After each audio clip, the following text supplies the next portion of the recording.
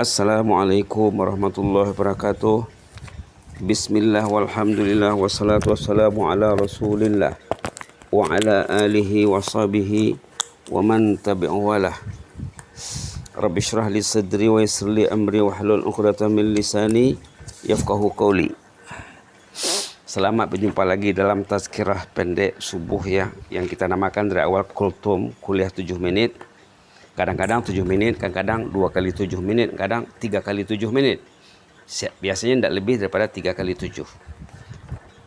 Kita bersama ulama kenamaan kekasih Allah, waliullah, yang sering disebut namanya menjadi buah mulut dari dalam kalangan salihin, yaitu Yahya bin Mu'az.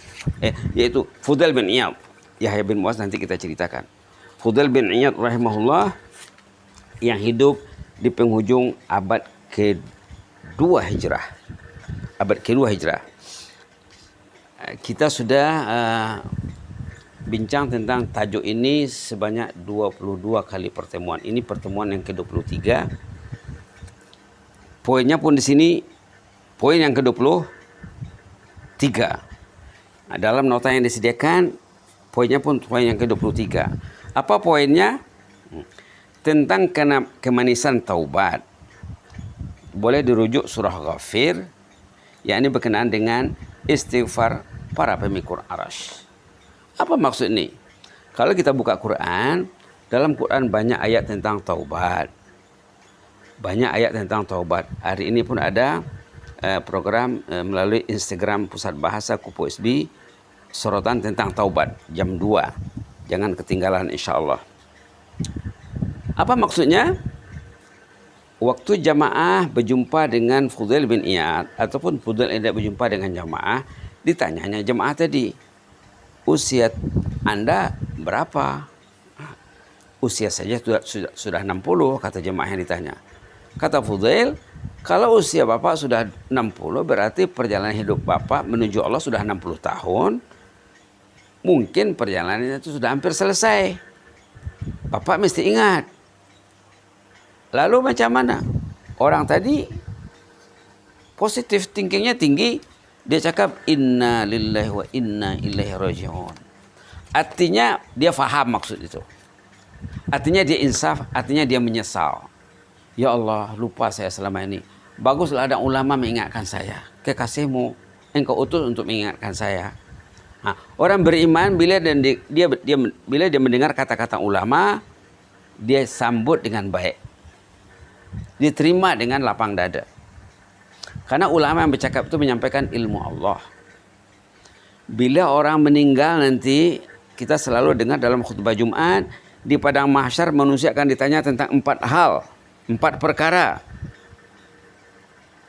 Itu dikatakan oleh Fudail bin Iyad tadi, bila orang itu menyebut inna lillahi wa inna ilaihi raji'un, Fudail bertanya, bagus sekali jawaban Bapak itu. Bapak tahu enggak maksud inna lillahi wa inna ilaihi raji'un yang Bapak sebut? Lalu Fudail membantunya untuk menerangkan. Maksudnya, kita ini milik Allah, kehidupan ini milik Allah, kehidupan ini amanah, kehidupan ini nikmat yang wajib disyukuri, amanah yang wajib dilaksanakan dengan baik. Setelah itu nanti kita akan mati, innalillah, kita ini milik Allah, kemudian kita wa inna ilaihi raji'un, kita akan kembali kepada Allah. Kita ini milik Allah, akan kembali kepada pemiliknya.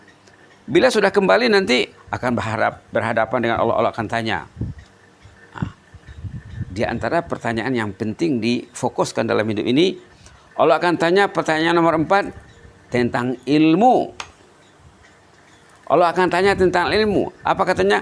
Wa madza amila bima alima. Ilmu yang dia tahu, dia amalkan tak? Kalau dia tahu tidak diamalkannya, masalah lah. Kalau dia tak tahu, lagi masalah. Oh, saya tidak tahu. Tidak tahu. Jadi tahu Anda hidup itu untuk apa? Untuk makan, minum, hospital, restoran, kantor, itu saja. Ilmu tidak usah ditambah. Ilmu akan ditanya. Nah, kalau kita lihat sejarah kejadian Adam ya, Allah menjadikan Adam alaihissalam dalam ayat 30 suratul Baqarah, halaman 6, ayat 30 tentang Allah menciptakan Adam. Ayat 31, Allah kasih ilmu. Bila Adam sudah jadi, wa 'allama Adam al-asma'a kullaha. Allah install ilmu dulu. Macam mana Allah menginstall ilmunya? Itu kerja Allah. Kalau orang tuh mau mencari ilmu, macam mana nak dapat ilmu? Itu kerja Allah. Yang penting dalam belajar ini kita disuruh apa? Iqra bismi rabbik. Galilah ilmu atas nama Allah. Jangan atas nama yang lain. Jangan karena cari duit, karena cari pangkat, jangan cari kesenangan, belajar karena cari duit. Itu dah salah. Dah salah perjalanan hidupnya. Lalu yang jelasnya apa? Yang jelasnya di akhirat nanti akan ditanya tentang ilmu. Ada 4 pertanyaan asas. Yang satu, berapa umur Anda? Satu. Yang kedua, masa muda bikin apa? Kedua. Yang ketiga, penghasilan Anda berapa dan kemana digunakan? Itu akan ditanya. Yang keempat, ilmu yang ada pada Anda, adakah Anda terapkan? Ini yang diterangkan oleh Fudail bin Iyad kepada jemaahnya tadi, bahwa Anda akan menghadap Allah bila usia sudah selesai, umur sudah habis, kita akan kembali kepada Allah. Inna lillahi wa inna ilaihi raji'un. Raji'un itu artinya kembali. Kita akan kembali kepada pemilik dan di sana nanti akan ditanya. Itu maksud ayat ini. Maka kita perlu bertaubat kepada Allah, menyesali langkah yang sudah ditempuh, gerak langkah yang sudah dilalui. Kita perlu bertaubat. Taubat ini wajib. Taubat ini wajib. Nabi Adam dalam cerita ayat yang tadi, dalam cerita ayat 30 Allah menciptakan Adam. 31 Allah mengasih ilmu. Kemudian 32, 33, 34 sampai ke 36. 36 dia sudah diperdaya oleh syaitan. Allah melarangnya memakan buah satu pokok di jannah. Lalu Nabi Adam terlupa karena digoda oleh iblis. Istrinya juga Hawa digoda, suami istri tergoda lalu melanggar perintah Allah. Kemudian dalam ayat 36 juga iblis Nabi Adam dan istrinya diusir dari jannah.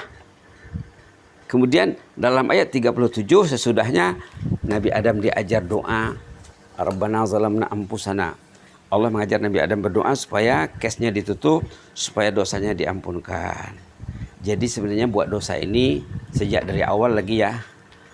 Datuk nenek kita, bapak kita Adam alaihissalam dah tersilap dalam melanggar perintah Allah, dah silap, dia salah langgar ya.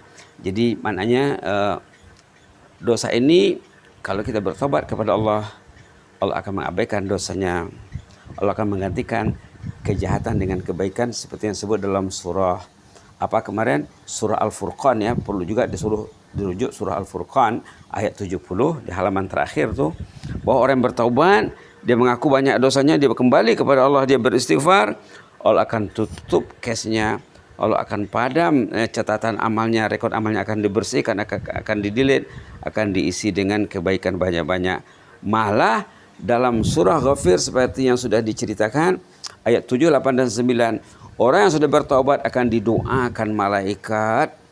24 jam dia dapat doa malaikat. 24 jam dia dapat doa malaikat. Itu maka dikatakan oleh seorang tokoh lain namanya Yahya bin Mu'az Ar-Razi.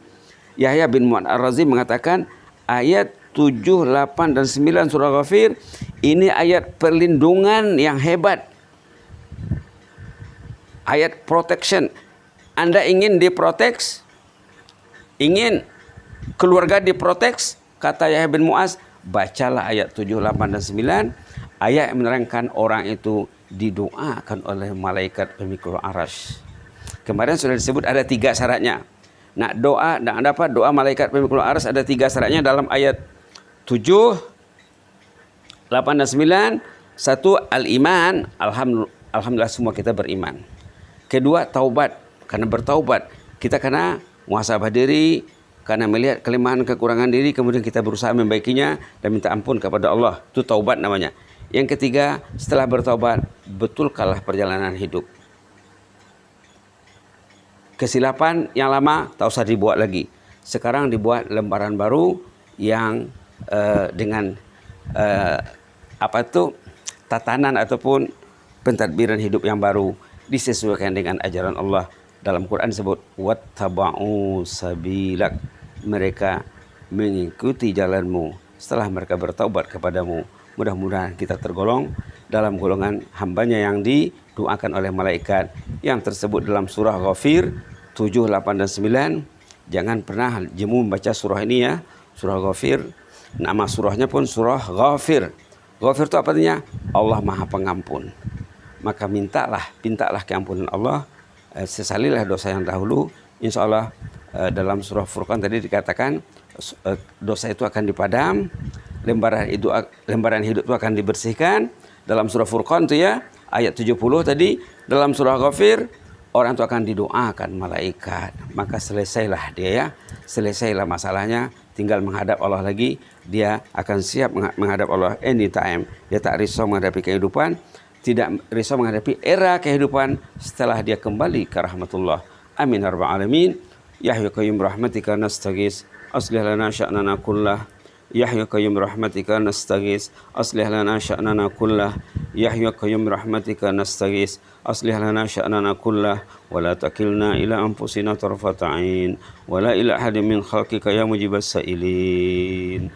Ya hayyu qayyum, ya hayyu qayyum, ya hayyu qayyum. Subhana rabbika rabbil izzati amma yasifun wa salamun alal mursalin walhamdulillahi rabbil alamin. Taqabbalallahu minna wa minkum. Inni uhibbukum fillah wa jazakumullahu khairan wa astaudiukumullah. Wassalamualaikum warahmatullahi wabarakatuh.